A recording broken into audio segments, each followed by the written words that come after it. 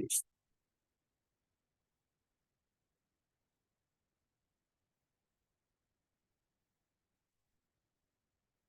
Bien, amados hermanos, vamos a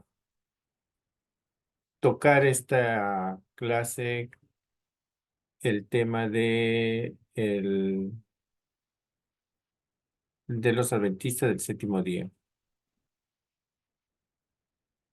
Vamos a tocar sus creencias, sus temas más importantes de su teología, el inicio y algunas cosas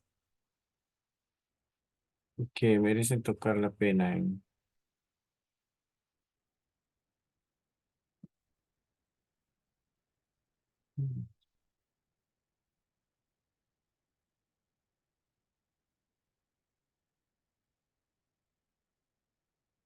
Bien. Vamos a tocar un poco de su historia, un poco de quienes han estado trabajando para el origen de este grupo que es la Iglesia Adventista del Séptimo Día, y sus principales creencias. En realidad ellos dicen que tienen 28 creencias ahora y ya lo han resumido en 6 que agrupa esas 28 creencias. La mayoría de las creencias de la Iglesia Adventista del Séptimo Día es parecido a la de nosotros. Las creencias básicas, su teología básica es casi como nosotros. Una de ellas, por ejemplo, es que la Biblia es la fuente principal de su doctrina, ¿no? Es la revelación de Dios. Entonces, eso es todo. Todas las iglesias cristianas o las denominaciones cristianas tienen, ¿no? La Biblia es la palabra de Dios, es la base de revelación de toda la doctrina. Eso todas las iglesias lo dicen, desde la iglesia católica, todas las iglesias protestantes y también vemos acá de la iglesia adventista, ¿no? Entonces la Biblia es su fuente de doctrina, su autoridad, su base, su fundamento. Eso todo lo dice. Luego hablan de la doctrina de Dios, ¿no? La doctrina de Dios, hablan de la Trinidad, antes hablaban de la deidad. A los inicios de la del desarrollo doctrinal de la Iglesia Adventista no decía Trinidad, ellos decían la deidad, ¿no? Porque en los siglos XVIII, XIX, estaba también desarrollándose la teología liberal. Entonces, ahí se hablaba de la deidad, haciendo alusión a los deístas, ¿no? A la teología cristiana que había sido unida con la filosofía griega. Entonces, pero ahora ya lo han cambiado, ahora dicen la Trinidad, ¿no? La doctrina de Dios. Hablan de la doctrina de Cristo también, como tercera doctrina, en la que Cristo es Dios, ¿no? También ellos van a tomar esa postura de que Jesucristo es Dios, 100% Dios, 100% hombre, igual como lo que creemos todos los protestantes, digamos. Y también van a creer en el ser humano, la caída del hombre, el pecado. Pero iban a creer en el libre albedrío también, ¿no? Van a ser entonces arminianistas. Con respecto al hombre, van a creer en el libre albedrío, pero de ahí van a surgir doctrinas como la inmortalidad del alma, condicional, ellos van a decir condicional, eso lo vamos a ver ahora. Va a haber doctrina de la segunda venida, ¿no? Escatológica, doctrina escatológica, sí, algunas otras cosas que ya van a diferir de lo que nosotros entendemos como doctrinas escatológicas. Para empezar, tendríamos que ver cómo es que nace el movimiento adventista. En realidad, el movimiento adventista nace después de el segundo avivamiento entre las iglesias reformadas, entre las iglesias de la Reforma. El segundo avivamiento se da cuando las iglesias de los puritanos, o sea, las iglesias libres, las iglesias congregacionalistas, empiezan a defender la doctrina bíblica en contra de la teología liberal, ¿no? La teología liberal nace de una manera crítica a lo sobrenatural, ¿no? La teología liberal es una teología de universidad, ¿no? De las universidades de Inglaterra, Alemania, sobre todo Alemania. Son cristianos, pero empiezan a hacer una lectura crítica de la Biblia. Ahí nacen pues las posturas cientificistas de la Biblia, empiezan a buscar a Jesús, Jesús histórico, empiezan a hacer la nueva hermenéutica, etcétera, ¿no? Eso es eh, este, con la teología liberal. Y entonces, para responder a esos ataques de parte de los congregacionalistas, de los puritanos, no empiezan a hacer un énfasis en la búsqueda de la guía del Espíritu Santo, la manifestación del Espíritu Santo, empiezan a ver visiones en las prédicas, empiezan a ver manifestación de arrepentimiento con, con manifestaciones como los cuáqueros, con temblores, con caídas, incluso con hablar en lenguas, ¿no? Que después hemos visto que ha dado inicio al pentecostalismo. Pero antes del pentecostalismo ya había entre muchos cristianos, ese deseo de tener visiones, ¿no? Eh, Se empieza a hablar mucho sobre la segunda venida de Cristo. Eh, Eso sucede en Estados Unidos. En Estados Unidos se producen las tres denominaciones que nosotros llamamos las sectas más importantes que están influyendo, sobre todo aquí en Perú, ¿no? Adventistas, Testigos de Jehová y Mormones. Eh, en Estados Unidos habían llegado los metodistas, habían llegado los presbiterianos, habían llegado bautistas y ellos empiezan a hacer esa búsqueda de lo sobrenatural con respecto a las visiones, a los sueños, a las profecías. De ahí nace pues el que inicia el movimiento adventista, que es Guillermo Miller, ¿no?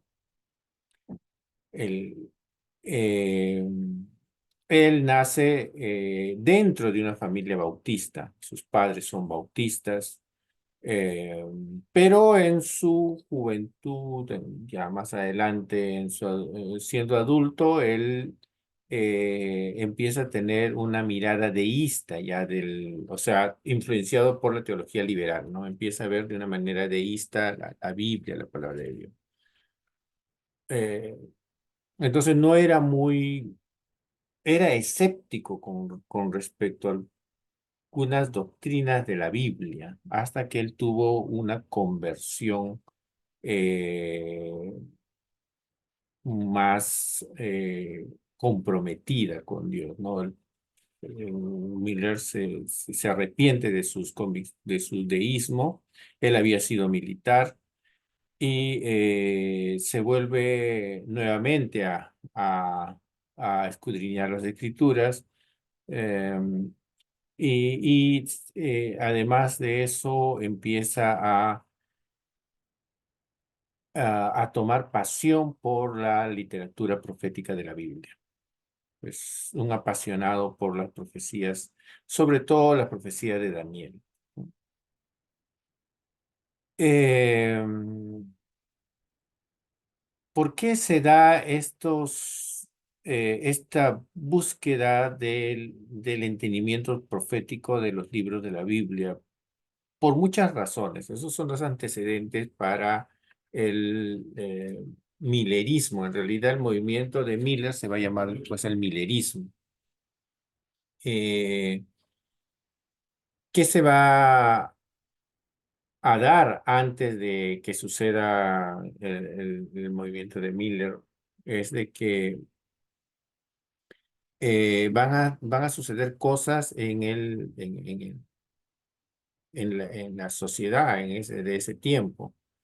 Por ejemplo, va a haber un gran terremoto en Lisboa, ¿no? En el año 755, más o menos 100 años antes del movimiento adventista, pero era un gran terremoto que no se había dado en siglos.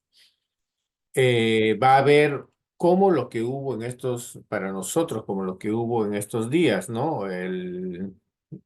Un, un escurecimiento del sol. Dice que la luna va a hacer un eclipse y se va a conocer esto en América como el día oscuro, ¿no? Algo que no se había dado siglos y va a haber este aviso, una señal, ¿no? Una señal en el cosmos acerca del eclipse. Estas cosas van a estar haciendo que la iglesia protestante de ese tiempo empiece a sacar sus conclusiones y empiece a buscar eh, respuesta en los libros proféticos de la Biblia, ¿no? Y claro, la Biblia dice en Apocalipsis, habla del sol se oscurecerá, la luna se convertirá en sangre, habrá terremotos en diferentes lugares. Y también otra cosa que va a marcar ah, este, este, este avivamiento, si digamos de esa manera, ¿no? En ese tiempo, es la Revolución Francesa, ¿no? Eh, Va a haber todo un movimiento en Europa con la Revolución Francesa. Napoleón va a tomar preso al Papa, y va a tratar de hacer un, un imperio prácticamente, ¿no? Pero un imperio ateo, pues. O sea, lo que quiere hacer Napoleón es eliminar toda la autoridad del Papa en Europa, sobre todo en Francia y Alemania, ¿no? En los reinos germánicos. Quiere eliminar todo poder papal y hacer un imperio, ¿no? Entonces, eso también lo van a interpretar de manera apocalíptica. En ese tiempo, como digo, los bautistas, presbiterianos, metodistas, todas estas cosas lo van a ver como apocalíptico. Y también en Estados Unidos van a haber una lluvia de meteoritos, ¿no? Tal como también decía el Apocalipsis, ¿no? Caerán las estrellas de los cielos. Entonces, estos acontecimientos va a hacer que grupos protestantes, sobre todo en Norteamérica, hagan una investigación sobre los libros proféticos, tanto de Daniel y del Apocalipsis, ¿no? También van a usar algunos libros de los Evangelios y otros libros proféticos, pero sobre todo Daniel y Apocalipsis. Guillermo Miller se va a centrar en una profecía de Daniel 8, ¿no? Daniel 8:14, que habla de los 2300 tardes y mañanas cuando será purificado el santuario.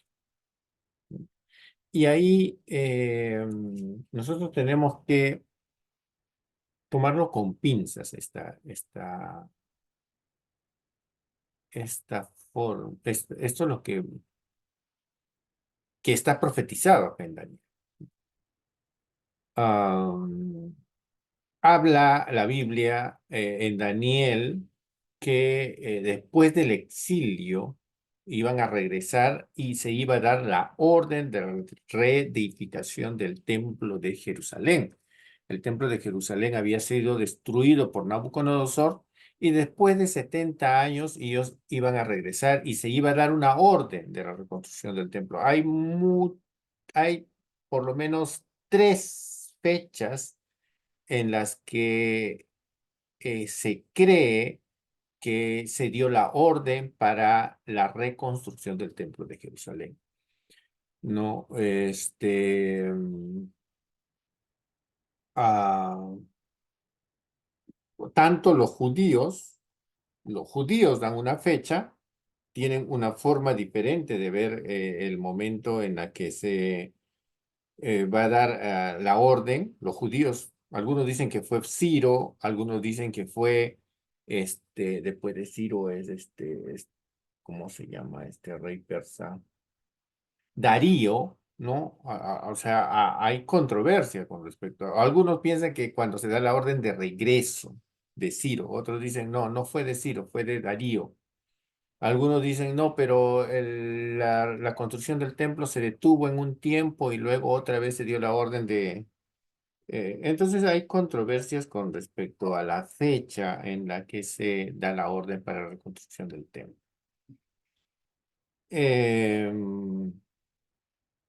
A ver, si hacemos la resta de 2300 menos el año 1843, vamos a ver más o menos, vamos a llegar al año 457 antes de Cristo, algo de, no, a ver, 2300 menos 1800, sale así, ¿no? 457, pero sería...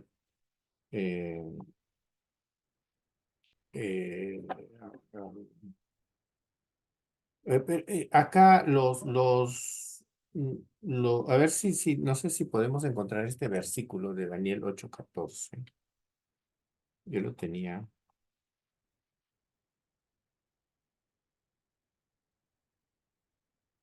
Habla de los 2300 años, ¿no? Este, desde el año 400 y tantos, más o menos hacen un cálculo. No, no lo tengo acá. El Antiguo Testamento. Vamos a ver.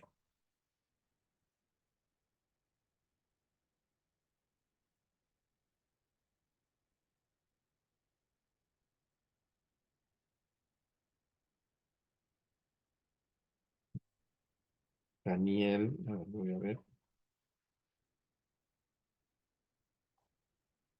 Daniel es 8:14. Ajá, acá dice, ¿no? Entonces oí a un santo que hablaba y a otro de los santos preguntó a aquel que hablaba, ¿hasta cuándo durará la visión del continuo sacrificio y la prevaricación asoladora entregada al santuario del ejército para ser pisoteado? Y le dijo, hasta 2300 tardes y mañanas. Luego el santuario será purificado. Eh,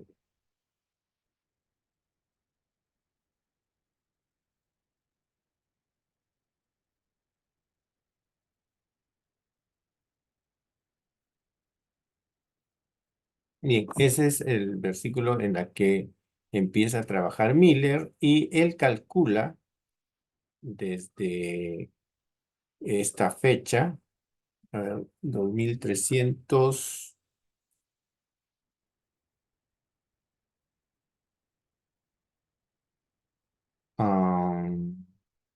ellos van a calcular más o menos algo del 400 y tantos, ellos creen que se da la orden, 400 y tantos antes de Cristo, se da la orden para la purificación del templo, para la reconstrucción, para la purificación del templo.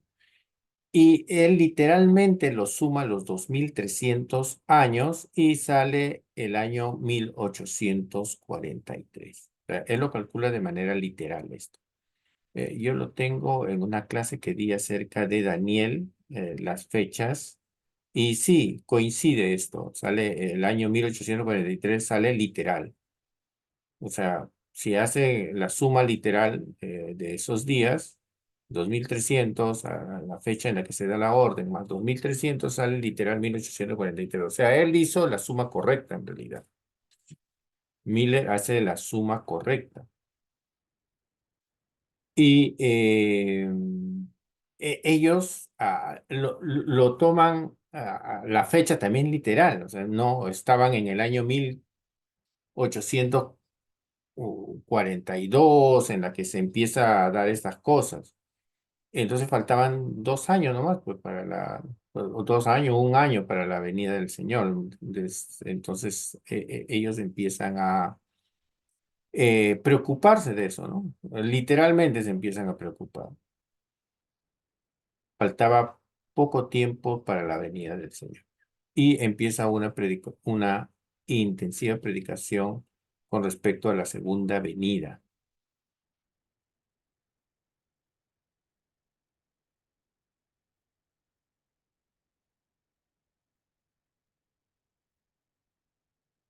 De repente, cuando estemos avanzando, voy a tratar de ver ese, esa enseñanza que di acerca de Daniel. Cuando se suma literal, en realidad sí sale 1843, sí se suma literal. Eh, y eso el cálculo lo hizo Miller, ¿no? Si es que él estaba seguro de que el Señor vendría en esa época y se iba a purificar el templo en esa época, ¿no? Eh, a ese grupo que sigue a Miller, ahora, Miller ganaba gente de las iglesias metodistas, de las iglesias bautistas y algunas iglesias libres. De esos grupos ganaba gente.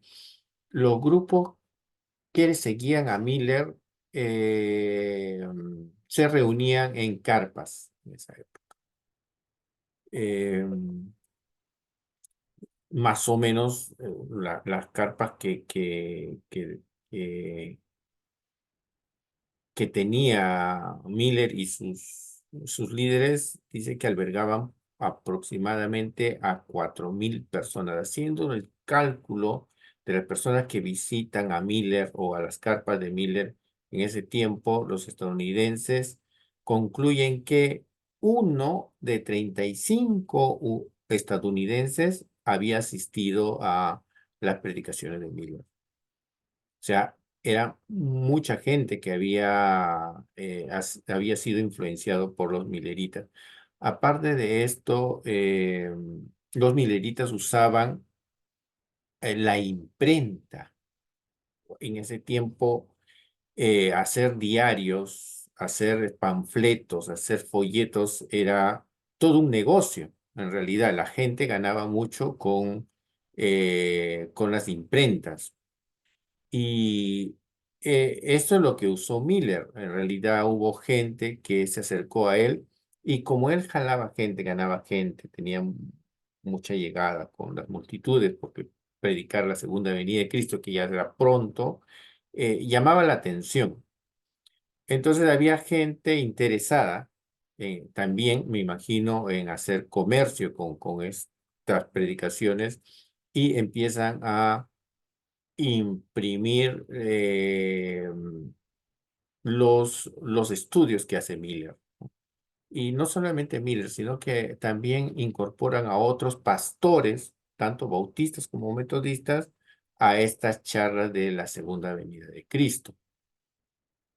Entonces, eh, no era solamente por la predicación de Miller, sino también por la repartición de panfletos, de periódicos, de revistas, de journal, y lo llaman ellos. Son algunos escritos que se daban tanto semanal como a veces algunos diarios.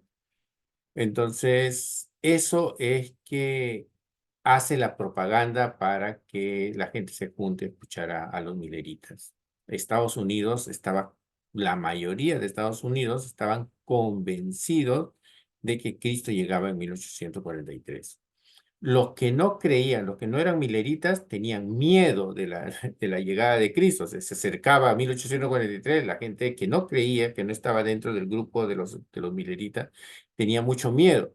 Los mileritas estaban súper contentos, ¿no? Algunos dicen que dejaron sus negocios, dejaron sus trabajos en el campo, dejaron sus casas para recibir al Señor, ¿no?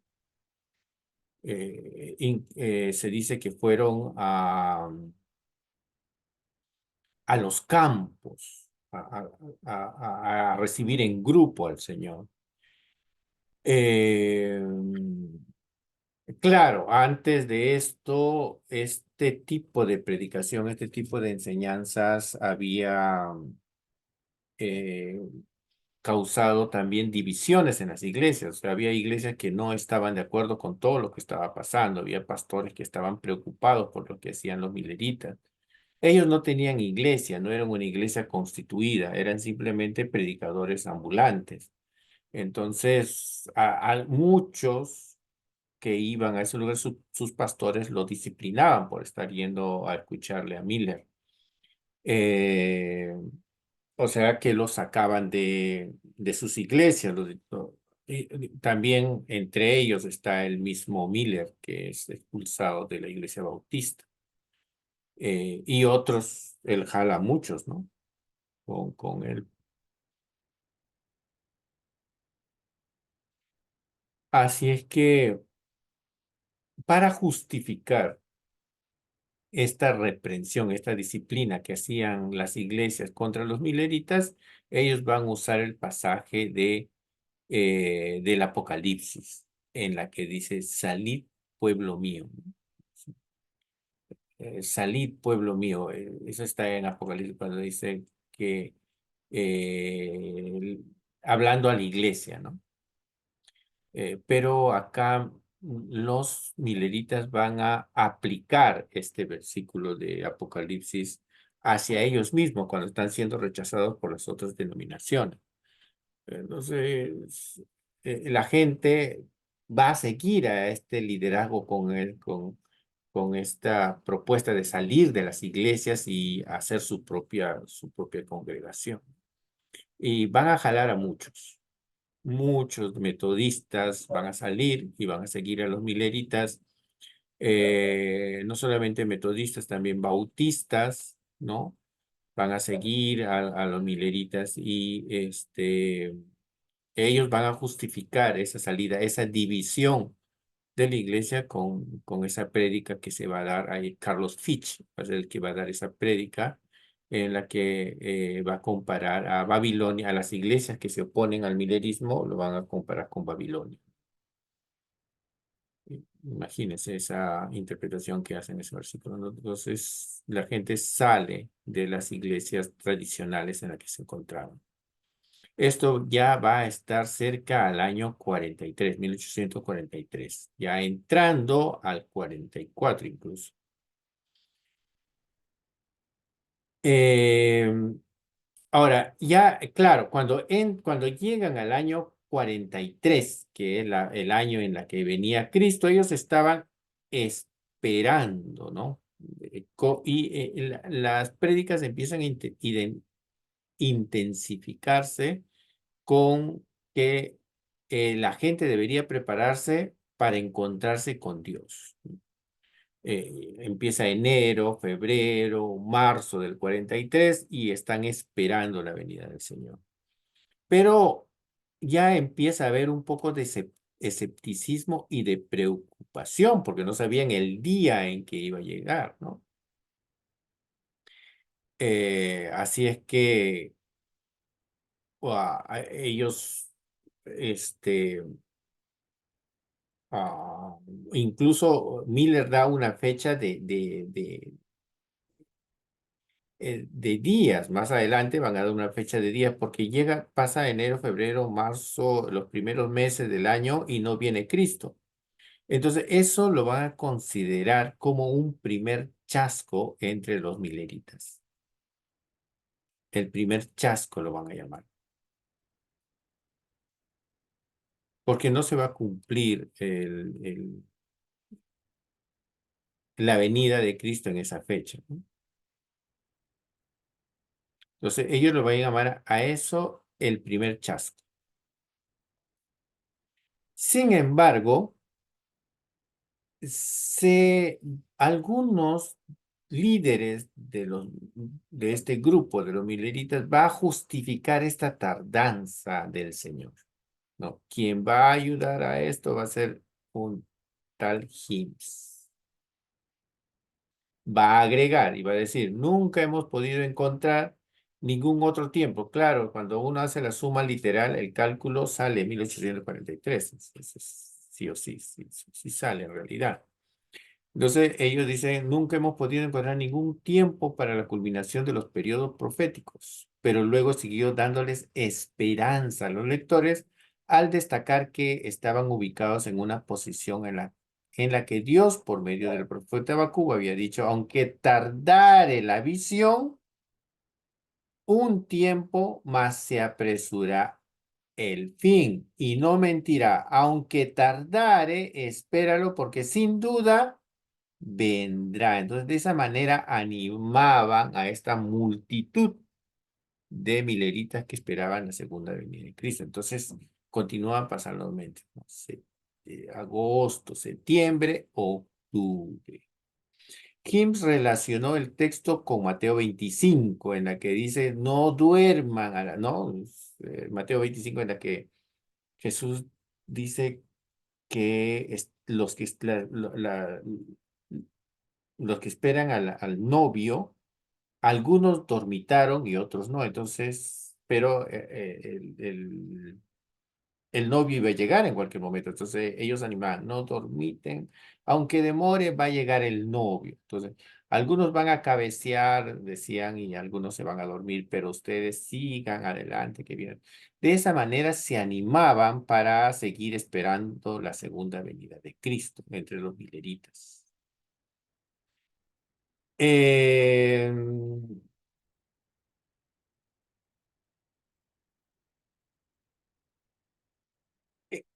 cuando van pasando los meses, los mileritas empiezan a darse cuenta que no viene el Señor, ¿no? No viene tal como habían hablado. Y ellos empiezan nuevamente a justificar esta tardanza diciendo que no, hemos hecho un mal cálculo porque hemos usado un calendario gregoriano. Lo que deberíamos haber hecho es usar un calendario hebreo, que es diferente.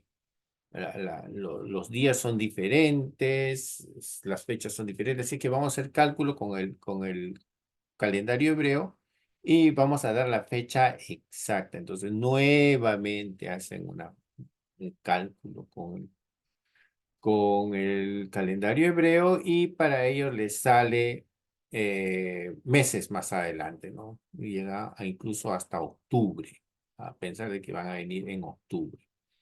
Entonces, entre ellos está un tal Snow, ¿no?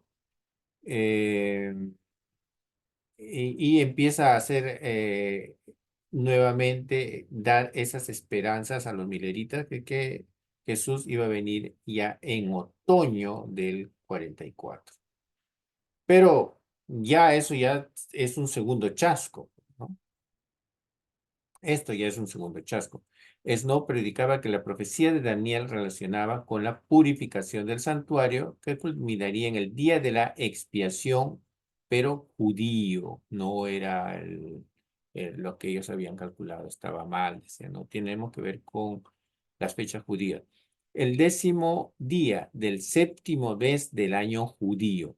Nuestro Señor ahora viene y entonces nuevamente se empiezan a animar.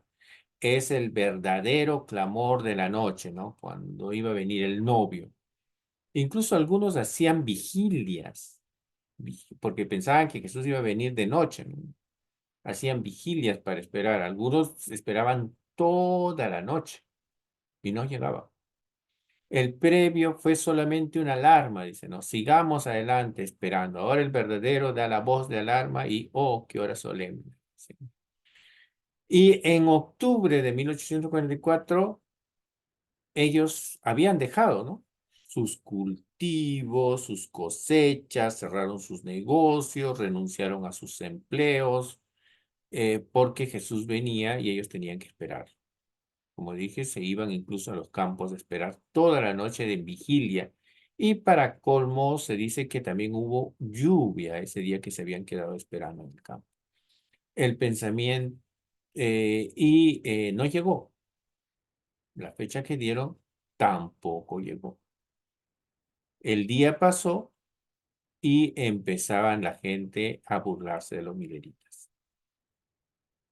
Los no cristianos empiezan a burlarse de estos mileritas que dejaban su trabajo, dejaban sus negocios y se iban al campo a esperar el Señor. Empieza a haber un desánimo entre estos mileritas y empieza a haber un caos en Estados Unidos mismo, ¿no? Empieza a haber gente que ya no va a creer en las iglesias cristianas.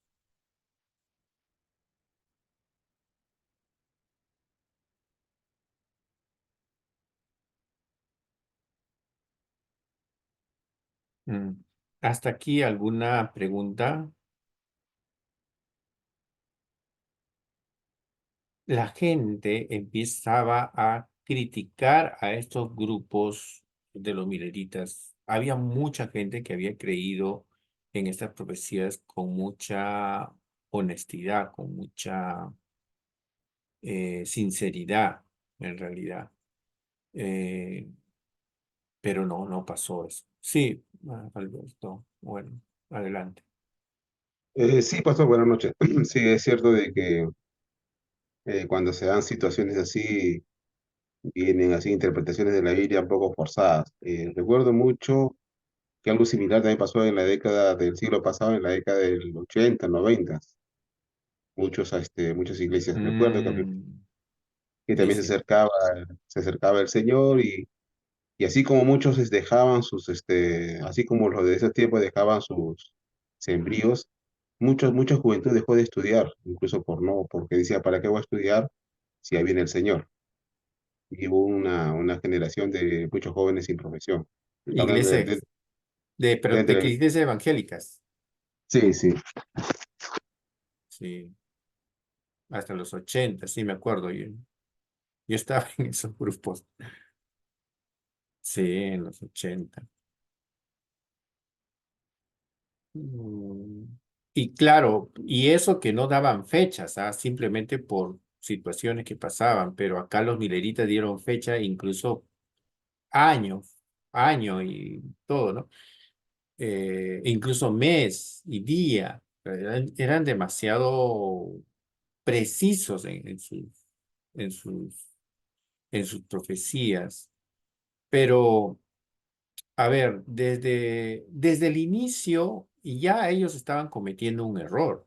No sé si se han dado cuenta cuál es la herejía que ellos estaban, o mejor dicho, cuál es la palabra de Dios que ellos estaban rompiendo desde el inicio, como dicen, de cajón.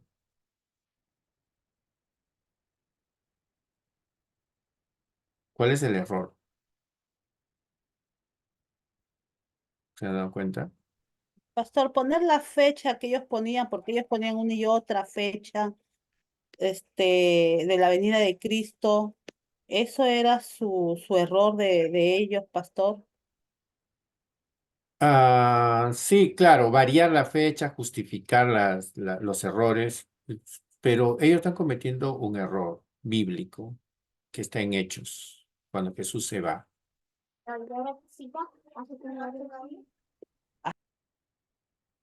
Cuando Jesús se va, él dice que el día de su regreso, para el día de su regreso no se sabe ni el día ni la hora, solo lo sabe el Padre Celestial. Ahí,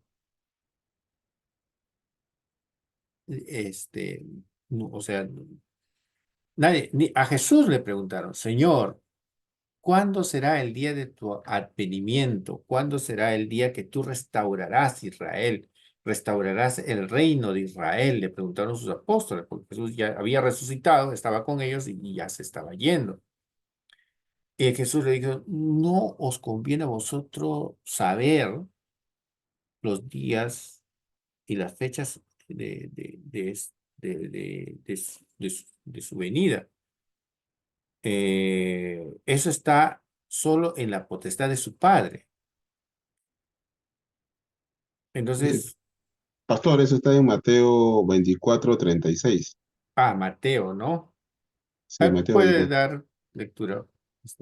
Sí, dice, pero del día y la hora nadie sabe, ni aun los ángeles de los cielos, sino solo Imagínense, mi. imagínense. Entonces, ya dar una fecha de años, de meses. Ahora, esto no solamente lo hizo Miller, por si acaso. Ahora, Miller, sino que Miller la tomó muy, muy en serio y hizo todos estos eventos, ¿no? De reunir gente en carpa, de predicar a diestra y a siniestra la segunda venida de Cristo, en tal fecha, por haber hecho esa suma literal en las profecías. Pero él no solamente era el único que decía, había muchas iglesias, muchos que decían, pero la diferencia era de que las otras iglesias no daban fecha, pues. O sea, el Señor viene, el Señor está cerca, pero no daban una fecha. En cambio, Miller dio una fecha. Eso fue el problema. Y en estos últimos tiempos, también a veces se nos da a algunos pastores o maestros que les gusta la escatología, tienen esa, ¿cómo se dice? Eh, Caen en esa tentación, digamos, de poner fecha de la venida del Señor. Caen en la tentación. Hay personas que hacen esos cálculos porque se apasionan por las profecías y dan una fecha. He escuchado maestros que dan fechas, ¿no? El próximo año viene el Señor, o tal, el 2014, porque han sumado esto no, sale yo me acuerdo que habían dado una fecha, un tiempo, el año primero habían dado 2012, no el año 2000. Después dijeron, no, va a ser el 2012, y yo escuché otros, no, el 2014, ahora están dando el 2033. Pues, entonces, no es solamente Miller, ¿no? Hay esa tendencia de dar fechas de algunos eventos proféticos se están cumpliendo ya. Por ejemplo, la restauración del pueblo de Israel ahí en su propia tierra ya está dada. Eh, yo creo que desde ahí podemos nosotros hacer ciertos cálculos, ¿no? Para la segunda venida de Cristo. Pero lo que no se da aún es, por ejemplo, la restauración del templo. El templo todavía de Jerusalén no está restaurado. Entonces, con eso vemos que aún no se cumple esa profecía. Después, la guerra de Og y Magog, no, la guerra de Israel, de las naciones contra Israel, también aún no se da, está próximo y muchos están haciendo eh, eh, alusión al cumplimiento de esa profecía con lo que está pasando ahora en Israel, ¿no? Y la guerra que se cree que va a haber entre Israel e Irán, ¿no? Pero lo que pasa es que para esa guerra, Israel tiene que ser atacado por varios frentes. Van a venir del norte, puede ser Rusia, del sur, también Egipto, van a venir de oriente, también las naciones. Israel dice que va a ser rodeado por todas esas naciones. Ahora, ¿en qué momento se va a dar? ¿Antes del rapto, después del rapto? A mí me parece que eso va a ser después del rapto. Eh, las naciones van a atacar a Israel, literalmente. Van a rodear a Israel, van a matar mucha gente. De ahí va a venir, ahí recién va a venir el Señor, en esos tiempos. Pero fechas precisas no podemos dar. ¿En qué momento va a ser el rapto? Nadie sabe. Pero primero, por la restauración del pueblo de Israel, ya nosotros debemos de estar seguro de que sí, es pronto la venida del Señor, es pronto el arrebatamiento. Pero no podemos incluso dar fechas, puede pasar 10 años, 20 años, 15 años, no se sabe en realidad, no se sabe. De que está cerca, pero no se sabe cuándo va a suceder. Para Pablo, la segunda venida estaba cerca, para Pedro, la segunda venida estaba cerca. Y han pasado ya casi 2000 años y aún la venida sigue estando cerca. Yo creo que ahora más cerca que nunca, ¿no? Pero Miller no era el único que hablaba de la segunda venida, sino que él dio una fecha. Ese fue su error, Rafael. Y no sé si habrá habido personas que hayan leído el versículo de Mateo en la que dice, nadie sabe el día ni la hora en que el Señor va a venir. Desde ahí nomás ellos ya cometieron un error garrafal, grave, ¿no? Pero justificaban, ¿no? Justificaban y decían, no, incluso Miller misma dice, ¿no? Aún, mire, ya en el año siguiente, después del chasco, Miller da la cara y dice, aunque me he decepcionado 2 veces, todavía no estoy abatido o desanimado, o sea, continuaba, ¿no? Es probable que la mayoría hayan abandonado su fe adventista y hayan regresado a sus iglesias anteriores o se hayan sumido en el descreimiento secular. O sea, eran miles de los que seguían a Miller. Ahora, algunos van a regresar a sus iglesias, algunos ya no, por la vergüenza. Algunos sí, algunos no, y algunos van a seguir a Miller. Y bueno, el grupo de Miller va a tener también sus divisiones, pero van a continuar, aún a pesar de que van a tener esas dos decepciones por dar dos fechas diferentes, van a continuar con estas, siguiendo a Miller, ¿no? Con estas doctrinas del millerismo.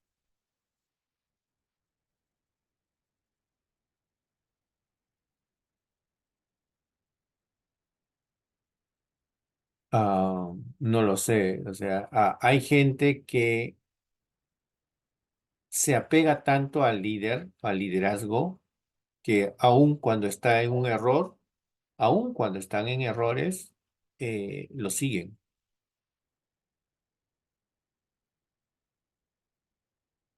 Mm, el liderazgo tiene su dignidad. A todos los que están en el liderazgo tienen dignidad, los pastores tienen su dignidad, merecen respeto. Pero cuando hay un error, se necesita alguien que tenga mucha valentía para confrontarlo por su bien del líder, por el bien del liderazgo, por el bien del mismo líder. A veces, hermano, eso es lo que hacen el verdadero profeta de Dios. El verdadero profeta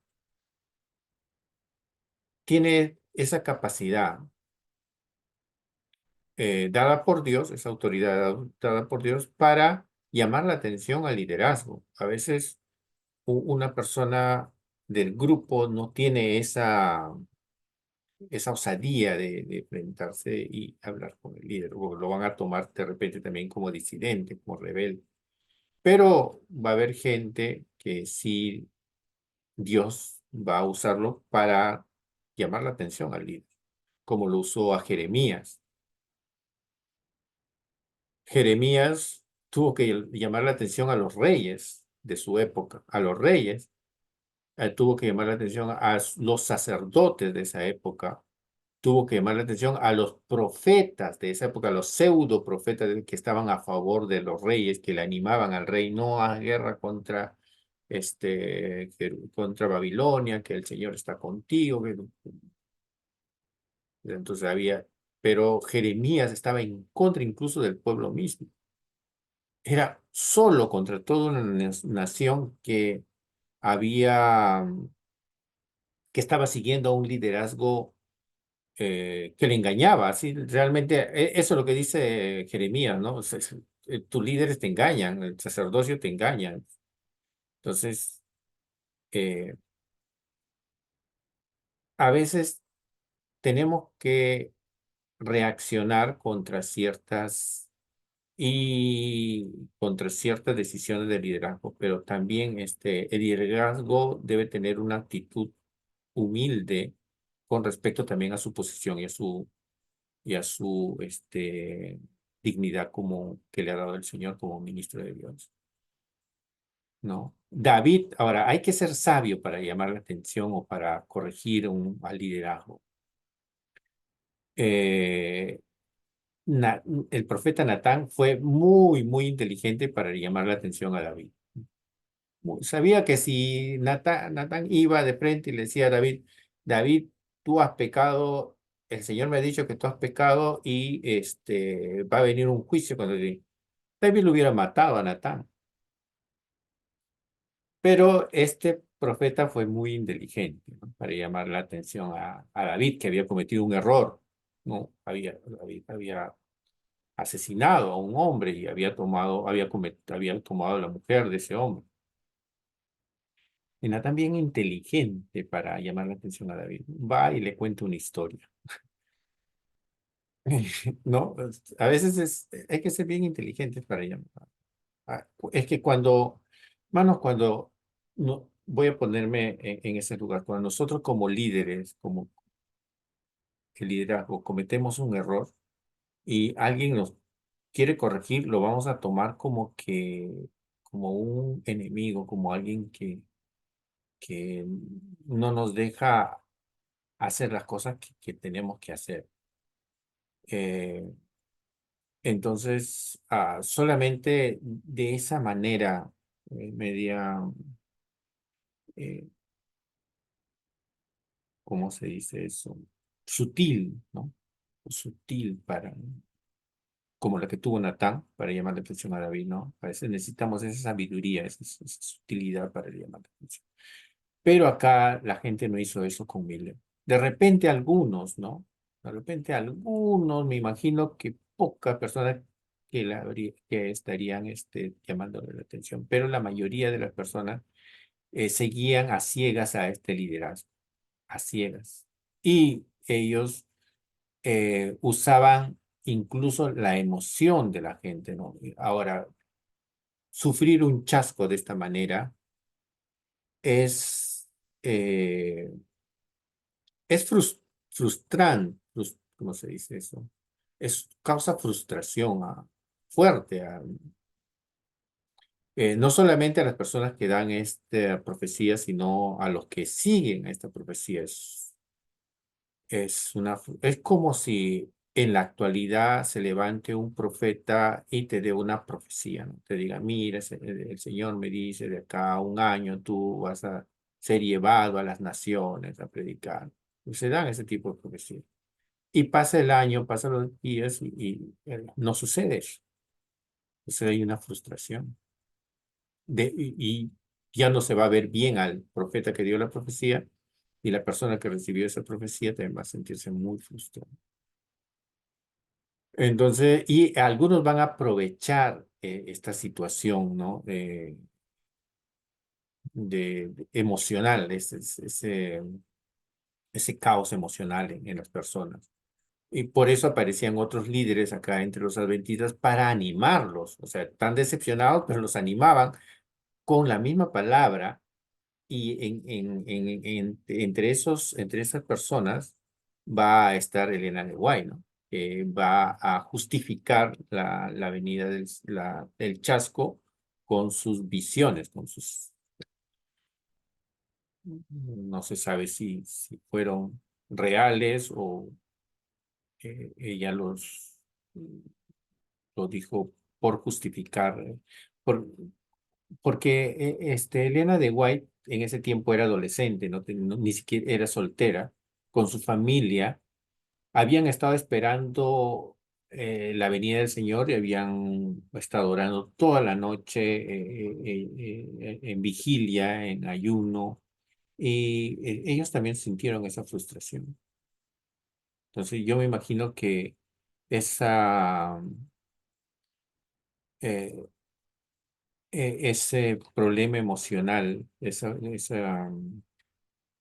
va me imagino que genera que Elena de White busque ese tipo de visiones, ¿no?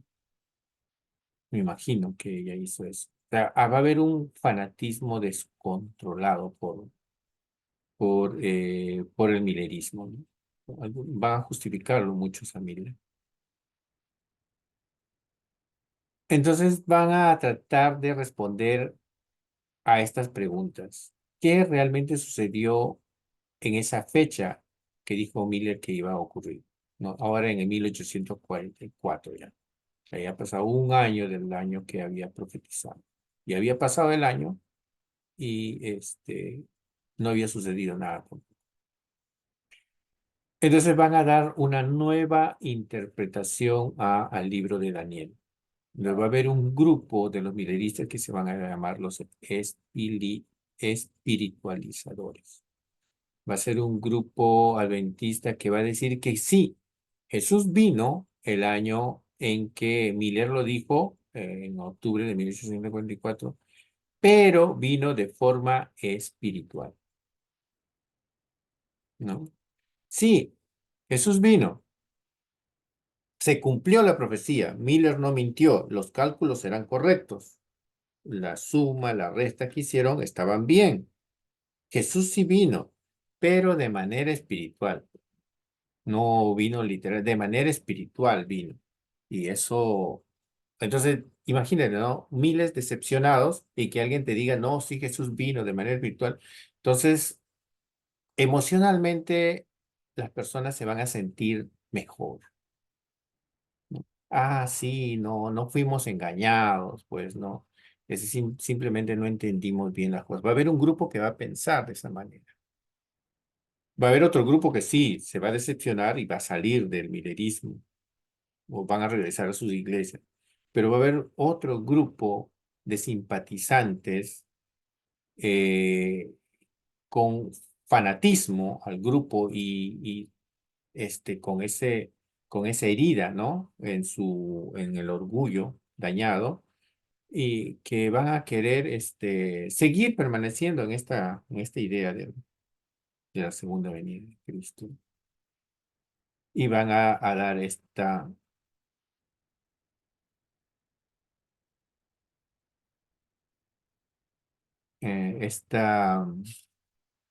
interpretación. Van a decir, no, sí, Jesús vino, pero de manera espiritual. Y eso no es todo, porque ahora, esto acá va a empezar lo que es lo que se va a llamar el desarrollo doctrinal del adventismo del séptimo día. Se va a hacer desde el 84, 4 años, en la que se va a tratar de corregir todo lo que había sucedido en octubre del 44. ¿Qué pasó eh, con la profecía entonces que dio Miller? ¿Qué pasó? Por ahí van a salir esos grupos, como un Kieran Edinson, que va a interpretar la profecía de Daniel uniendo los libros de Hebreos, los libros de Apocalipsis, y va a decir, pues, miren, acá la Biblia dice que el templo será purificado. Muy bien, pero ¿acaso no dice la Biblia en Apocalipsis que hay un templo en los cielos? Y si hay un templo en los cielos, entonces en los cielos, y que el templo terrenal es un reflejo del templo celestial, entonces en los cielos también hay un templo que tiene dos compartimentos, como la que tenía el santuario terrenal de Moisés. Entonces en los cielos hay un lugar santo y un lugar santísimo. En 1844, lo que pasó es de que Cristo, que estaba en el lugar santo, ahora pasó al lugar santísimo para purificar el templo. O sea, sí se cumplió lo que había dicho Miller. O sea, trataban de justificarlo por todo lado. Pero dicen, no, sí se cumplió lo que dijo Miller. Jesús pasó del lugar santo al lugar santísimo. Jesús vino espiritualmente y lo que hizo es ir de un lugar del cielo a otro lugar del cielo y ya lo purificó el templo. Ya se cumplió la profecía, ya el templo está purificado. Ahora Jesús está cumpliendo su ministerio de sumo sacerdote en los cielos. Y de ahí nuevamente va a venir de manera física, ya va a venir antes del milenio, dicen ahora. ¿No?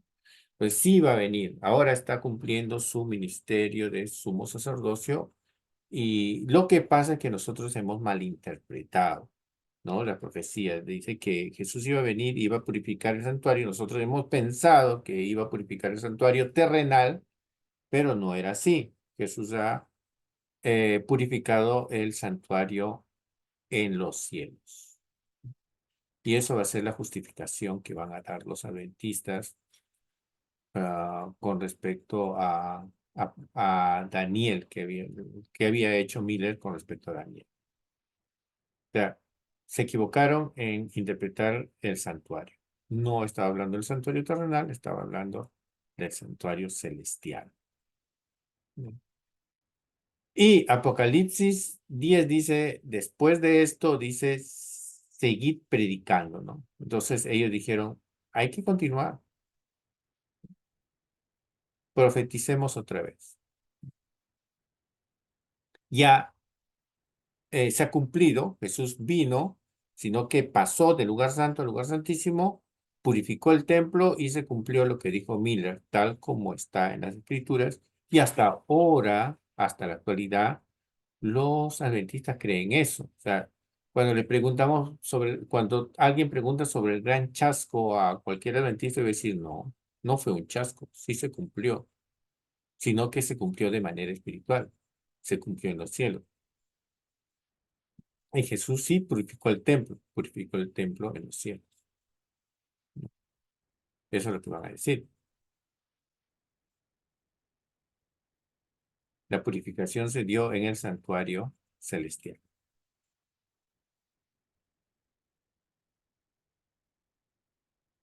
Pero ahí va a haber otro problema porque se dice que va a haber antes de la purificación iba a haber un juicio porque se predicaba, los mileritas y todos predicaban que iba a venir un juicio antes de la purificación del templo. Entonces ya venían otros problemas con respecto a estas respuestas que daban y ellos van a seguir dando más respuestas. Pero las conclusiones que van a llegar va a ser por lo menos estas 5, ¿no? Existe un santuario literal en los cielos. O sea, el santuario de la que estaba hablando no es terrenal, sino es un santuario celestial. El sistema hebreo del santuario es una representación visual completa del plan de salvación que fue diseñado según el santuario celestial. O sea, ellos van a empezar a hacer un estudio sobre el santuario de Moisés en el Antiguo Testamento. Van a empezar a estudiar Éxodo, Levítico, Números. Así como los sacerdotes de antaño tenían un ministerio de 2 fases en el celestial, la primera fase comenzó en el lugar santo, en el momento de su ascensión. Ellos dicen que cuando Jesús subió de acá, no subió directamente al lugar santísimo, primero subió a la parte del lugar santo.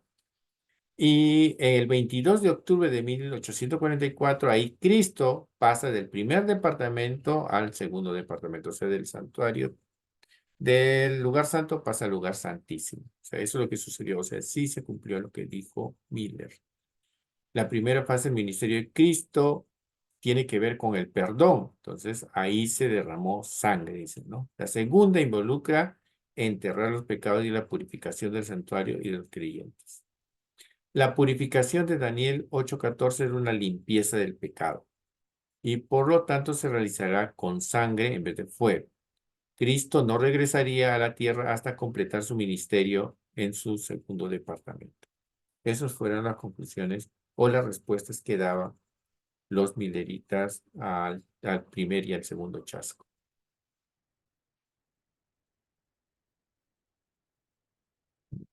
¿Qué opinan? ¿Seguiremos con el error?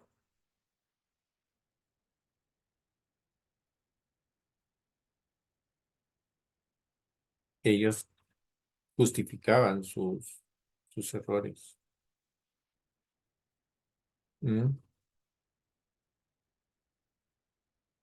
Lynch, bueno, otro de los líderes de los adventistas, había refinado su punto de vista y había señalado que el acto divino de levantar entre los muertos a algunas personas para la vida y otras para la muerte en la segunda venida constituye un juicio ejecutivo, que necesariamente tiene un juicio preliminar probatorio. El grupo que surgió entre los adventistas del séptimo día posteriormente desarrollaría este tema.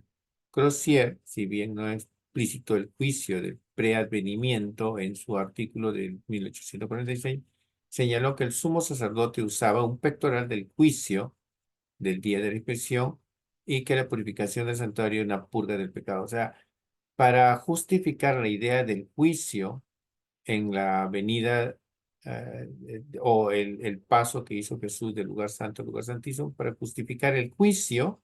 Ellos dicen, pues Jesús usa, todo sacerdote usa un pectoral del juicio, o sea, ahí está el juicio. Eso es lo que trataban de decir. Sí hubo un juicio, pero era un juicio eh, este, que es investigativo, ellos dicen, lo que estaba en el pectoral del sacerdote, o sea, sí hubo un juicio. Pero también a la vez hubo una limpieza y una purificación del templo. Algunos incluso llegan a decir de que ¿por qué se tiene que dar? Algunos dicen, pues la pregunta que surge es, ¿por qué hay que purificar un templo en los cielos? ¿Por qué tendría que purificarse el templo en los cielos? ¿No? Esa es la idea, o sea, dicen, ¿no? Que Jesús purificó el santuario en los cielos. ¿De qué? En los cielos hay tenía que haber una purificación, o sea, se tenía que purificar el templo en los cielos. ¿De qué se tenía que purificar? La respuesta que dan los adventistas es de que no has leído Job, te dicen, ¿no? ¿No has leído Job que Satanás subía a los cielos a hablar con Dios? Dice. Entonces el cielo estaba contaminado. Lo que Jesús hizo cuando purificó el templo es expulsar a Satanás, ¿no? Lo expulsó de los cielos y ahora sí el templo o los cielos están purificados. Esa es la respuesta que dan. Ujú. Entonces empieza a desarrollar todo un sistema teológico para justificar los chascos, el primer y el segundo chasco milerita.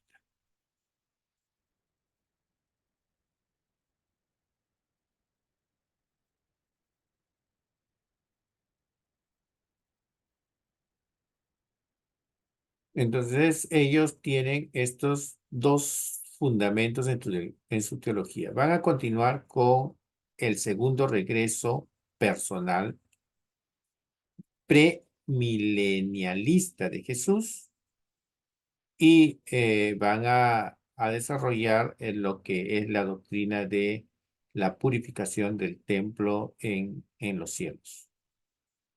Esas son las dos doctrinas básicas del adventismo.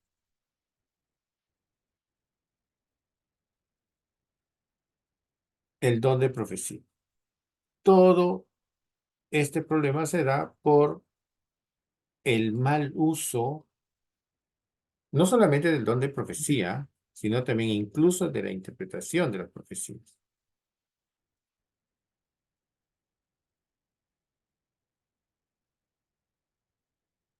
Eh, por eso, ahora, el tema no hemos visto, ¿verdad? Esto de, de los de las doctrinas principales y las doctrinas secundarias. Pero solo para pensar, era importante conocer, o sea, yo sé que la doctrina escatológica, la teología sobre la escatología bíblica es un tema muy importante, es básico, fundamental, saber, ¿no? Que va a haber una segunda venida, porque la Biblia lo dice, eh, se va a cumplir las profecías tanto del Antiguo Testamento como la profecía del Nuevo Testamento se tienen que cumplir porque la Biblia dice que toda la palabra de Dios se cumple. Eh, pero ¿hasta qué punto es importante hacer investigaciones sobre la escatología? ¿No? Eh, a mí me parece que escatología es un buen tema, pero no es tan importante como conocer, por ejemplo, la doctrina de la cristología o de la salvación. Para mí que debería ser un tema, es una doctrina mm, eh, que debería ser después de conocer bien cómo se da la salvación, conocer la gracia de Dios, el amor de Dios, el perdón de Dios, la justificación por fe, el, este, la, es, ¿qué más? ¿Quién es Cristo? ¿Cuál es el trabajo de Cristo? O sea, la cristología, ¿no? ¿Cuál es el ministerio de Cristo que ha hecho en la tierra? La naturaleza de Jesús, cómo es Dios, que a la vez es humano, la obra redentora de Cristo. Yo creo que son doctrinas más importantes que estar este, investigando, ¿no? Fechas de algunas profecías escatológicas. Pero como llama la atención esto de descubrir misterios, ¿no? Siempre nos llama la atención, es un poco apasionante para algunos estudiosos de la Biblia. Entonces, yo creo que abusan de de estas investigaciones que hacen. Pero también a la vez, como estábamos diciendo, en este tiempo va a surgir un avivamiento de evangelismo y va a surgir algunos movimientos de manifestaciones proféticas, del don de profecía. Ahora, eso es después del gran chasco, incluso, o sea, no se va a conocer a la gente, no se le va a conocer como adventistas, se le conocía como mileritas, no se le conocía como adventistas. Y estos mileritas en realidad eran bautistas y eran metodistas. Por ahí habrán habido presbiterianos, pero no tenían una identidad todavía, ni siquiera eran institución ni iglesia, simplemente eran grupos que se reunían así en los campos. Entonces, en estas iglesias, tanto metodistas como bautistas, como habíamos estado hablando, por los avivamientos, había gente que empezaba a fluir en dones de profecías, en visiones, pero va a haber un abuso, me imagino, por este grupo del don de profecía, pero va a haber. Por ejemplo, se va a hablar de un Guillermo Foy, pero en ese tiempo había esclavitud en Estados Unidos, ¿no? A los que los traían de otras naciones, especialmente de África, y de raza negra y mulata, los hacían, no tenían derechos en Estados Unidos, no tenían derechos ni como ciudadanos, aún siendo cristianos. Entonces, pero había grupos de esclavos en Estados Unidos que buscaban el mover del Espíritu Santo y fluían en estos dones de profecía. Dentro de las iglesias bautistas metodistas. Y por ahí está también, de ahí también sale el tal Smita con la visión que tiene del padre y del hijo que vienen a verlo, que le da los libros del Mormón para que lo traduzca, que viene el ángel Moroni, que le traducía todos los días esos libros. O sea, en ese tiempo se empieza a dar todo este mover del oficio profético. Y entre ellos sale pues la Helena de Guadalupe, con sus visiones, con su profecía, que ella había pasado esa frustración del gran chasco, pero empieza a animar a la gente con sus profecías. Y empieza a decir que, según sus profecías, empieza a decir que sí, se había cumplido la profecía cuando Jesús va del lugar santo al lugar santísimo, y ella empieza a confirmar estas enseñanzas por medio de sus profecías. Por ejemplo, acá ella dice, vi cuando estaba orando en el altar, el Espíritu Santo descendió sobre mí y yo estaba buscando a mis hermanos adventistas, claro, se habían separado, miles de entre ellos se habían separado, amigos y todos, había todo un conflicto entre ellos mismos. Y ella ya no los podía ver y entonces el Señor le dijo, mira más arriba, y ella miró y dice que vio al pueblo adventista que estaba yendo a la ciudad celestial y que ella los animaba, ¿no? Y el Señor dice que estaba con ellos y que los animaba. Entonces, como dando a entender de que continúen, ¿no? Con lo que ellos habían creído. Pero había grupos de estos adventistas que no creían en esas cosas sobrenaturales, como las visiones, los sueños, la lengua, hablaban en lenguas. Por eso digo, mira, incluso acá hay registros de que se hablaba en lenguas en ese tiempo. O sea, el pentecostalismo no es que inicia en el año 1900, ya había este movimientos pentecostales en esos tiempos, sino que no era tan, o sea, como ya en los grupos ahí temblaban, había caídas, había lenguas, había gritos. Entonces las lenguas no le daban la importancia como la que se da en el pentecostalismo en el año 1900 para adelante. En ese tiempo lo que llamaba la atención eran las profecías, la revelación. Dice, nunca ha sido fácil ser profeta de Dios. Y eso es verdaderamente así. En el año 44, el mismo año en que José de Smith, profeta mormón, perdió la vida a manos de una multitud airada en Illinois. A Smith lo matan, en realidad. Es lo que pasa.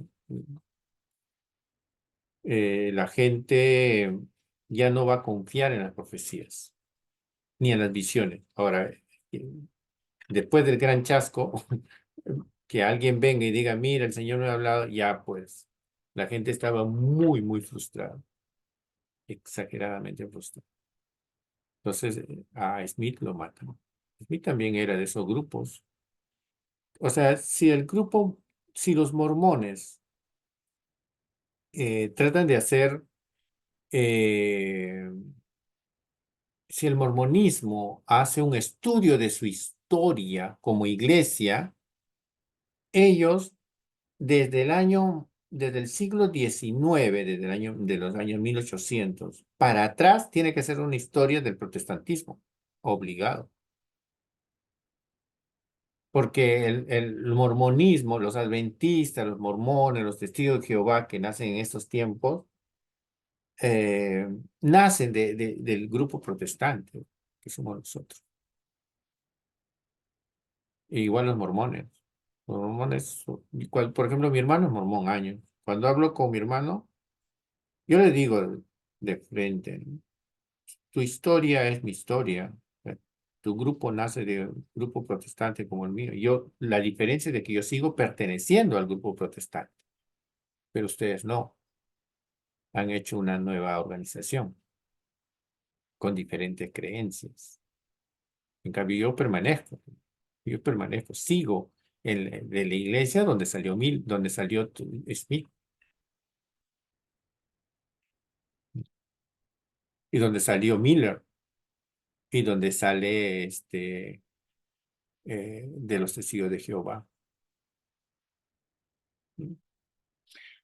Ahora, con respecto al sábado, ¿cómo los adventistas habían justificado la venida de Cristo de manera espiritual en un santuario celestial? Ellos empiezan a hacer lectura del Antiguo Testamento, ¿no? Sobre el santuario. Y al hacer el estudio sobre el santuario, tienen que ir al Pentateuco, tienen que ir a la ley. Y sus teólogos, sus líderes del adventismo empiezan a inmiscuirse en asuntos de la ley y empiezan a leer pues Éxodo, Levítico, Números, empiezan a hacer estudios sobre el santuario, sobre las ofrendas y se dan cuenta que era importante los mandamientos. Y ustedes saben que entre esos mandamientos estaba el sábado.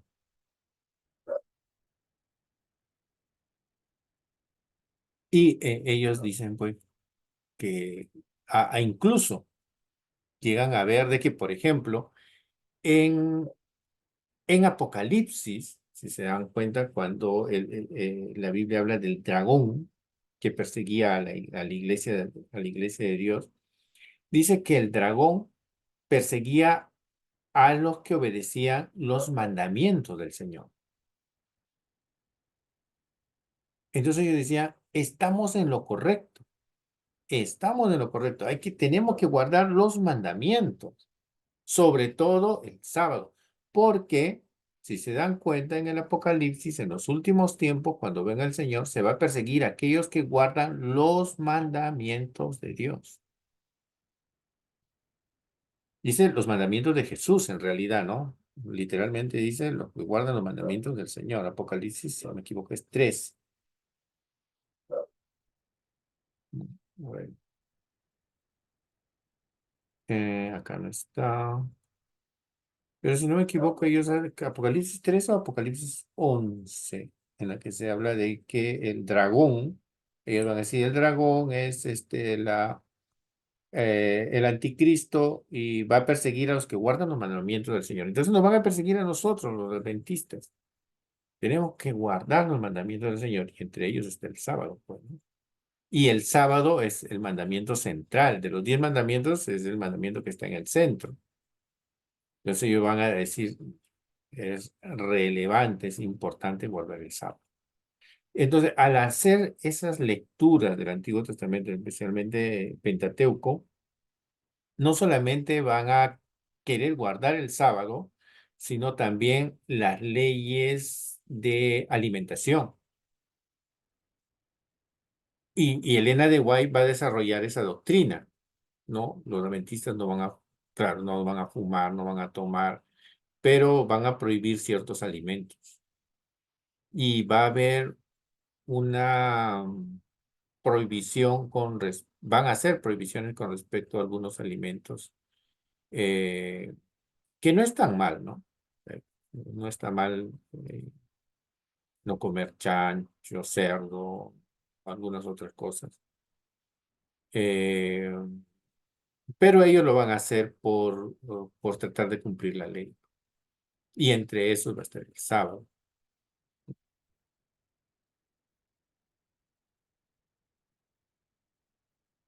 Ahora, nosotros vamos a pensar de que solo los adventistas guardaban el sábado, o sea, solo la iglesia adventista es la que va a guardar el sábado como lo que guarda hasta ahora. O sea, la iglesia adventista, ¿cómo conocemos que uno es miembro de la iglesia adventista? Porque cuando hablamos con ellos, vamos a saber que lo primero que te dicen es que tu día de culto tiene que ser sábado, no tiene por qué ser domingo. Los judíos guardaron el sábado. Jesús guardó el sábado. En el Antiguo Testamento, la Biblia habla de que el cumplir la ley es eterna. O sea, la ley no tiene fin. Y Cristo vino a cumplir la ley, no a abrogarla. Y van a hacer estudios del sábado como no se imaginan. Va a haber libro 1, libro 2, libro 3, libro 4 sobre el estudio de los sábados. Es imparable lo que van los adventistas cuando hacen su estudio de los sábados. Pero ellos no iniciaron esta idea de guardar el sábado, porque había antes, incluso del Gran Chasco, había iglesias, tanto bautistas como metodistas, que trataban de guardar el sábado y no el domingo. Como digo, a ver, toda esta época, eh, no solamente se está desarrollando la teología adventista, la teología metodista, la teología eh, este, presbiteriana, sino incluso nuestra propia teología, como cristianos, como evangélicos del siglo XXI, ni siquiera el siglo XX, el siglo XXI, nosotros estamos más bendecidos que los cristianos de estos siglos, del siglo XVIII, siglo XIX, porque ellos ni siquiera tenían una doctrina desarrollada como la que nosotros tenemos ahora. La doctrina más sólida que tenían los protestantes en esa época era la doctrina calvinista, ni siquiera la doctrina luterana. La doctrina luterana también se estaba desarrollando. Lo que pasa es que la doctrina luterana después fue influenciada mucho por las doctrinas liberales, pero yo comprendo a estos grupos de cristianos en esa época. No tenían ah, doctrina sólida. Su teología no era sólida. Recién estaban haciendo investigaciones sobre las leyes. Hermanos, pero por eso yo les decía, el luteranismo o el protestantismo nace con 5 puntos básicos, ¿no? Sola fe, sola escritura, solo gracia, solo Cristo y solo para la gloria. Las famosas 5 solas. Y eso era suficiente, y yo creo que es suficiente para nuestra salvación. Es suficiente para nuestra salvación. Y enfocarnos en esos puntos, yo creo que es como lo que vimos la semana pasada, es la leche espiritual no adulterada. Pero ya asuntos escatológicos, asuntos de la ley, asuntos que, eh, que son ramas, que no es el tronco ni la raíz, yo creo que ya no son, no deberíamos dedicarnos tanto tiempo a menos que ya estemos sólidos en la base, ¿no?, de la doctrina cristiana. Pero ellos empezaron a dedicar a estudiar esas cosas.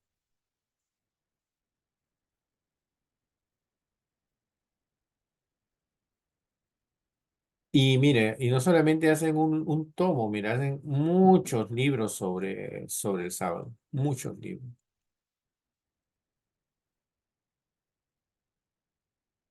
Ahora, como les dije, no solamente eran los adventistas que hacían guardar el sábado, sino habían predicadores bautistas que guardaban el sábado también. Porque como digo, la teología aún se estaba desarrollando en esa época, aún se estaba desarrollando. Y empezaron pues a hacer todo este estudio del Antiguo Testamento.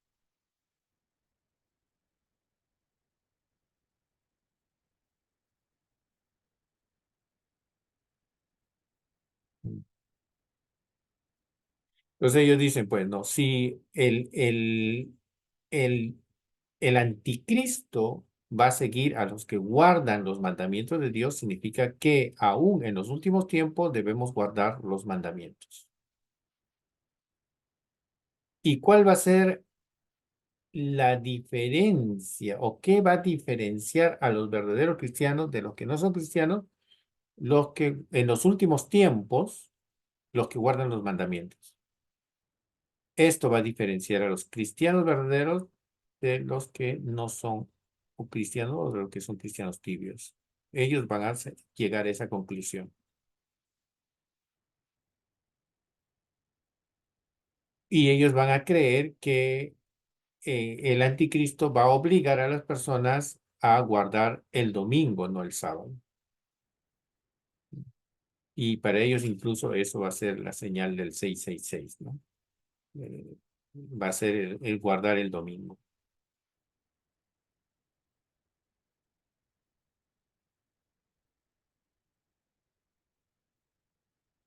Ujú.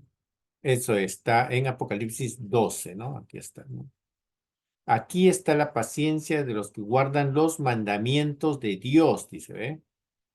Comenzó a cumplirse, ellos dicen, eso ya empezó. O sea, ellos dicen, el grupo adventista en realidad nace en octubre de 1844, porque desde ahí empiezan ellos, dicen, a guardar los mandamientos de Dios. Entonces ellos son los grupos que van a permanecer hasta los últimos tiempos.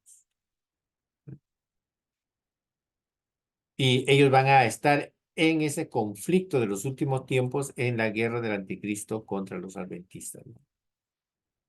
Ellos dicen, nosotros somos los que guardamos los mandamientos, así es que vamos a estar en ese tiempo siendo perseguidos por el anticristo. Y otro tema también controversial de los adventistas es la inmortalidad. Y esto es un tema mucho más difícil que con respecto al sábado. Pero hasta acá, con respecto al sábado, hermanos,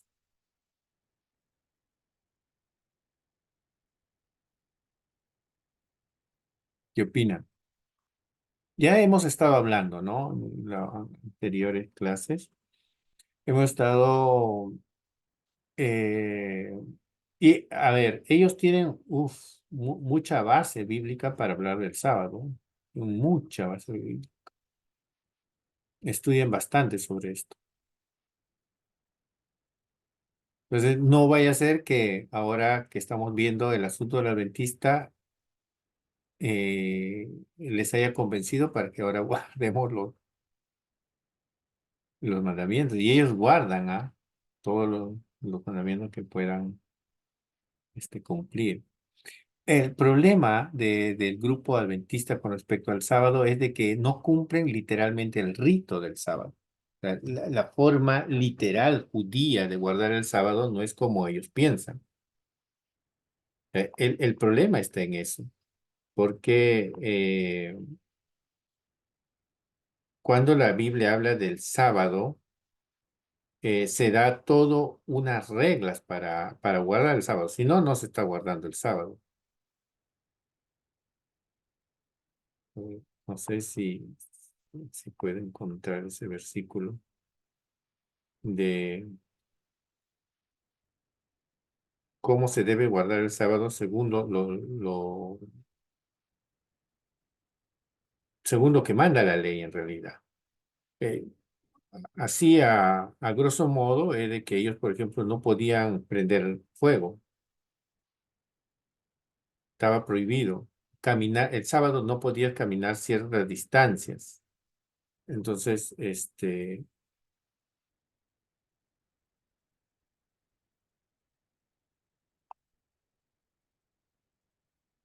no puedo ubicar ese versículo. Pero para guardar el sábado había todas unas reglas. Y como les dije, una de las principales es no prender fuego, pero en la actualidad, los adventistas cuando te dicen guarda el sábado, simplemente te dicen tienes que ir al culto.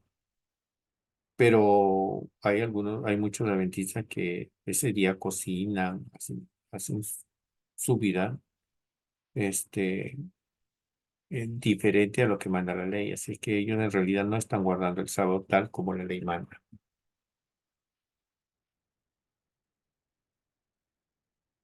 Mm.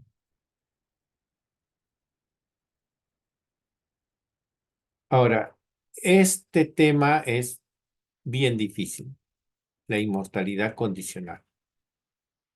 A ver, vamos a ver si lo podemos desarrollar. Si no, ya estaremos viéndolo la próxima semana, porque también este tema va a ser adoptado por los testigos de Jehová. Los testigos de Jehová nacen del adventismo, por si acaso. Los testigos de Jehová van a estar antes con los mileristas, sino que después se van a dividir. Pero los líderes de los testigos de Jehová van a ser mileritas. Por eso mucho de la doctrina de los testigos de Jehová tiene que ver con con las doctrinas de los adventistas. Entre esas doctrinas está el asunto de la inmortalidad condicional. ¿Qué significa la inmortalidad condicional? ¿Qué es lo que ellos van a creer? Ellos van a decir que solo los creyentes en Cristo tienen vida eterna. Solo los creyentes en Cristo tienen vida eterna. Eso significa que los que no creen en Cristo no tienen vida eterna. Nuevamente, su, po- sus ideas van a ser estas, ¿no?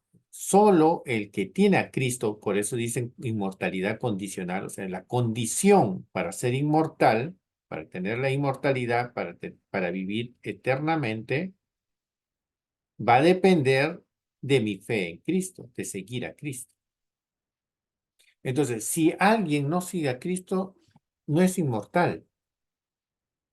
Por lo tanto, si las personas que no creen en Cristo no son inmortales, entonces ellos al morir desaparecen. ¿Me dejo entender? Eso es lo que ellos van a concluir. Eso se llama el aniquilacionismo. Aniquilacionismo. O sea, mueren, los que no son cristianos mueren y desaparecen. Ellos van a decir, si ellos no son creyentes, entonces no son inmortales. Entonces, si mueren, van a desaparecer.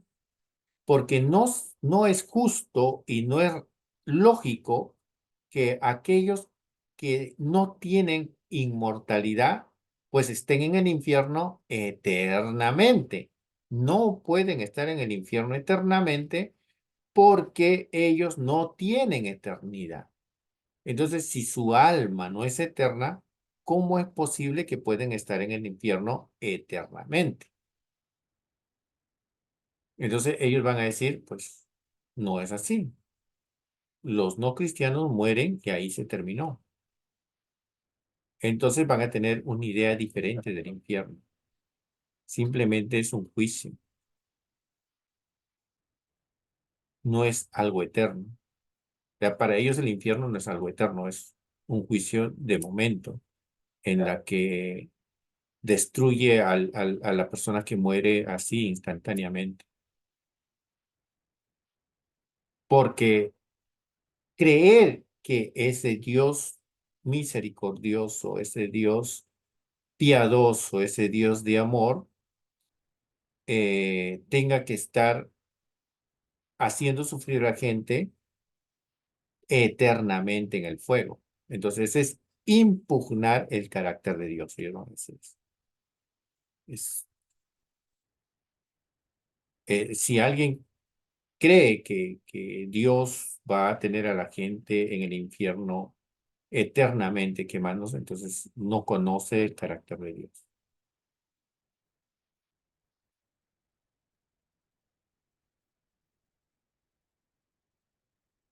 Ujú.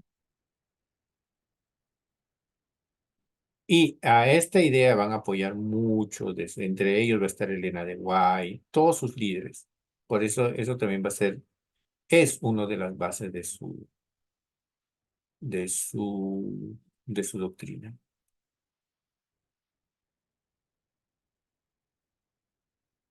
Entonces, ellos van a entender de manera diferente el lugar de los muertos y la resurrección.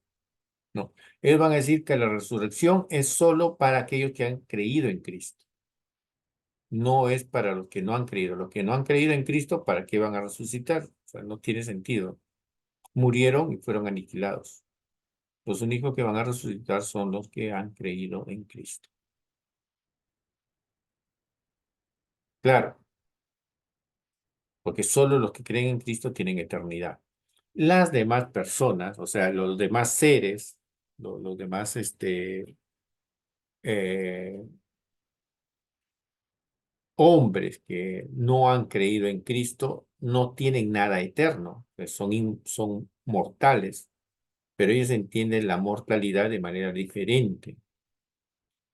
Ellos dicen que la muerte es aniquilación, desaparece la persona. Esta doctrina va a ser tomada por los testigos de Jehová.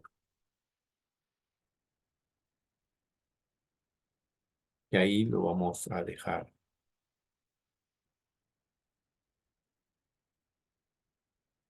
Porque esto ya es un poco más pesadito. Nosotros tendríamos que entender lo que es antropología bíblica. Nosotros creo que hemos llevado antropología bíblica, ¿sí? ¿Qué es lo que nosotros creemos del hombre? ¿Qué es el hombre? ¿Qué es, eh, ¿qué es la mortalidad? ¿Qué es la muerte? Tenemos que definir eso. ¿Qué es la muerte? ¿Qué entendemos por muerte? ¿Qué, eh,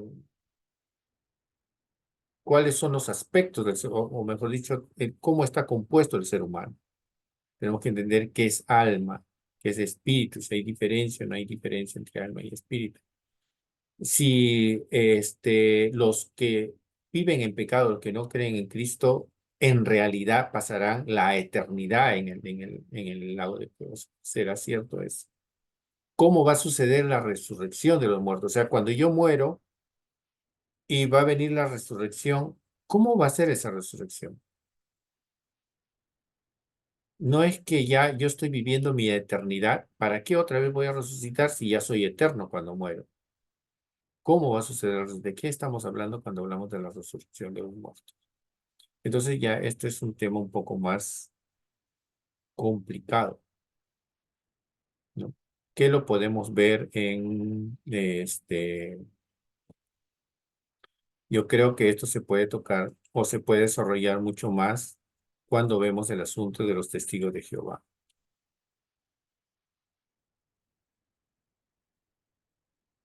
¿cierto?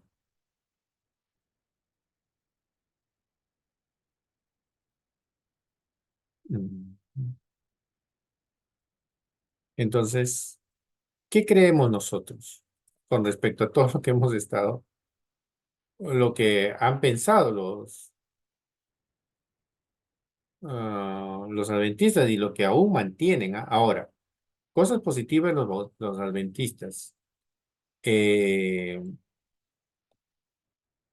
hay gente que sí entiende y cree muy bien en lo que es eh, la justificación, la redención. O sea, ellos creen, igual que nosotros, que Cristo ha venido a pagar nuestros pecados, a redimirnos, ¿no?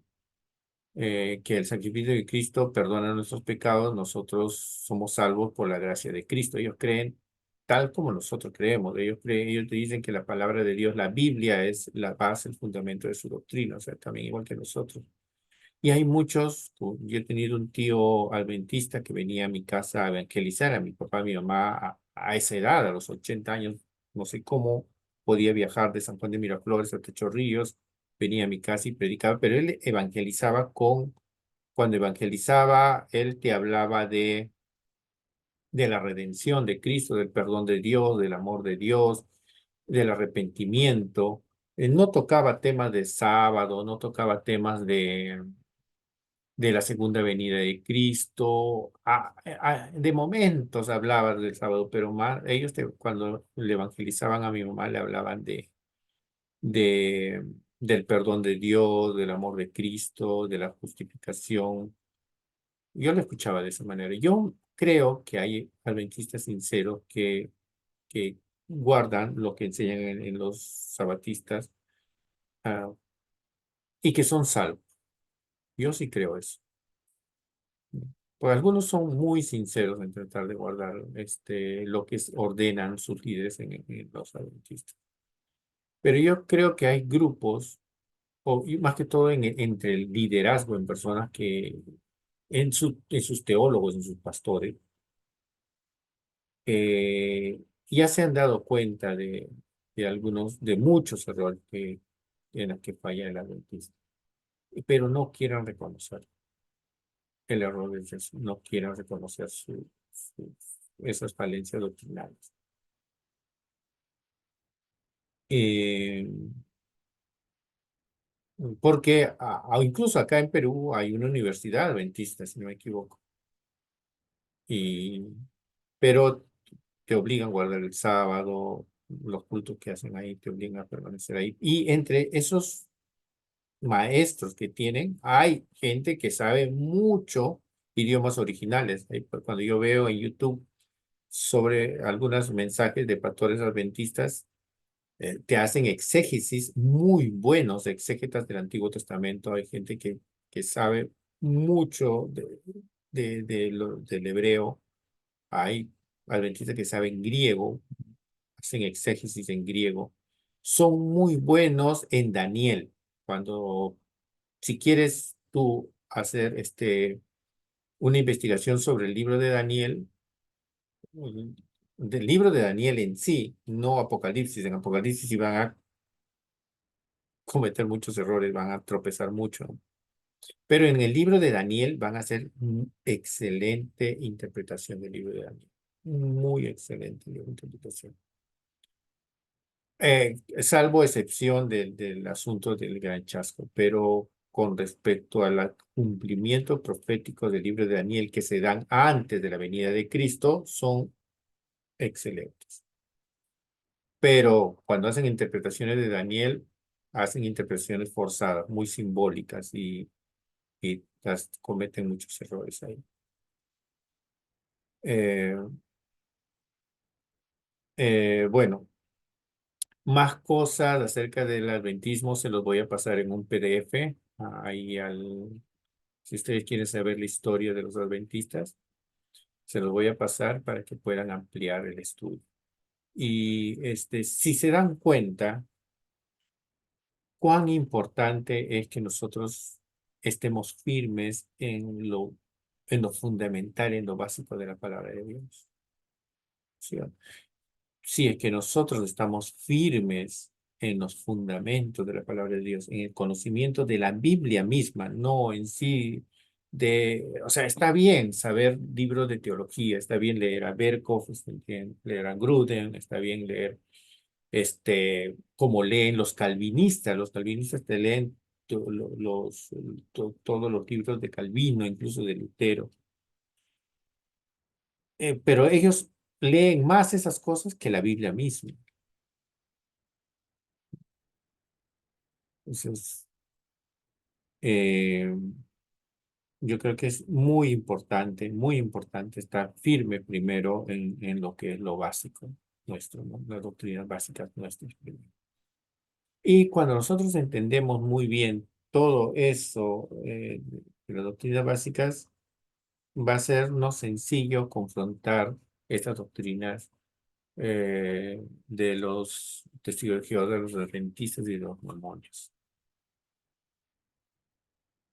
Bien, el tiempo ya se nos va y continuaríamos la próxima semana con el tema de los testigos de Jehová. Y el último tema va a ser los mormones. Amén.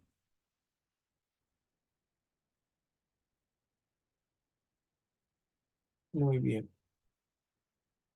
Vamos a orar. Y la próxima semana traigan sus preguntas, pero claro, ya nos hicieron preguntas sobre el sábado. Creo que el asunto que va quedando va a ser sobre la inmortalidad del alma, ¿no? De lo que también van a tratar con los testigos de Jehová, lo que vamos a tratar con los testigos de Jehová. Bien, hermanos, vamos a orar entonces. Pastor, la asistencia. Ah, sí, lo tengo acá ya le he tomado un pantallazo al ¿Qué, Zoom. pastor? Vamos a ver. Gracias, Padre. Gracias, Señor, por estar en control de nuestras vidas. Gracias, Dios, por estar cuidándonos, guardándonos, Señor, de cualquier viento de doctrina, de cualquier falso profeta, falso maestro, de falsas enseñanzas, Señor. Gracias, Señor, porque tú nos das la leche espiritual no adulterada y nosotros somos tus ovejas, tus corderos, y tu palabra dice que tú nos cuidarás y nos pastorearás tú mismo, Señor. Nos llevarás a pastos delicados. Gracias por ese cuidado que tienes para con nosotros. Y sabemos que también tú estés cuidando, Señor, a los nuevos, a nuestros hijos, de cualquier otra doctrina que puede estar confundiendo. Y Padre Dios, te pido que tus ministros, Señor, tus siervos, estés dándoles palabra cada día pertinente a tu iglesia, Señor, para que sea edificada y que llegue a la medida y a la estatura de la plenitud de Cristo. Señor, nuevamente te damos toda la gloria y toda la honra. En el nombre de Jesús. Amén. Muy bien, hermanos, Dios les bendiga y continuamos la próxima semana con el tema de Bendiciones, Testigo de pastor. Jehová. Gracias, bendiciones. Dios le Bendiciones, bendiga, pastor. pastor. Nos Bendiciones, vemos. hermanos. Bendiciones. Bendiciones. Bendiciones, hermano. Bendiciones, Bendiciones. pastor.